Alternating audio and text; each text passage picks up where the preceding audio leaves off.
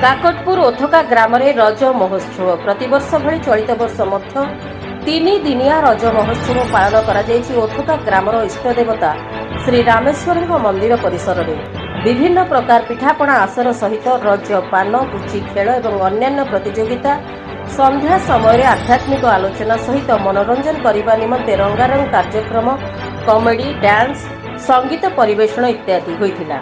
परिशेष प्रतियोगी मानक पुरस्कार वितरण करने सहित ग्रामर वयोज्येष्ठ व्यक्ति को सम्मानित करथिले। सम्मानित अतिथि माने युव इंजीनियर तथा मां कलरई चैरिटेबल ट्रस्ट अध्यक्ष श्रीजुक्त रंजित स्वाई को भव्य संबर्धना जणाइथिले आयोजक।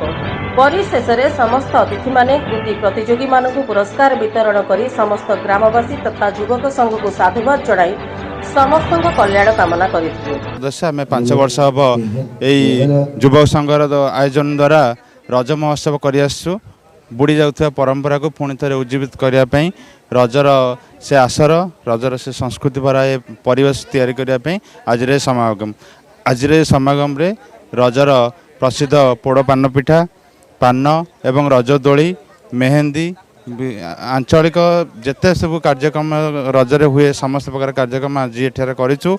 बहुत शिक्षाविद समाजसेवी एवं जो माने रज संस्कृति सहित जड़ित से आज मंचरे थिले।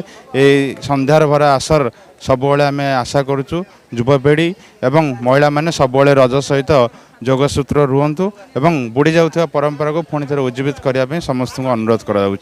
जय जगन्नाथ। ओथका ग्रामवासी समस्त युवक मानक मोर अंतरु शुभेच्छा और शुभकामना।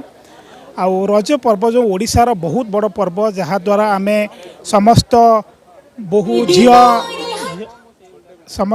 झील मानकर आनंदर दिन आज। काकटपुर चित्तरंजन मिश्र रिपोर्ट PS न्यूज भारत।